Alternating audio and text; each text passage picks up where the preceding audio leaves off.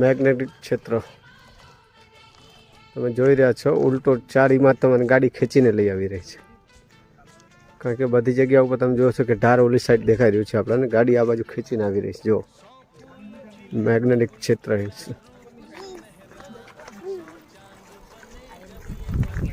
पैर उठा हुआ दिख रहा है ना? हाँ, स्लो कर दिया दोनों पैर उठा हुआ देखो. और इधर मैग्नेटिक क्षेत्र का वो लिखा भी हुआ. पानी भी ऊपर जा रहा है, गाड़ी भी खींच रहे हैं उधर. समझ में आ रहा है ना, गाड़ी खींच रहा है.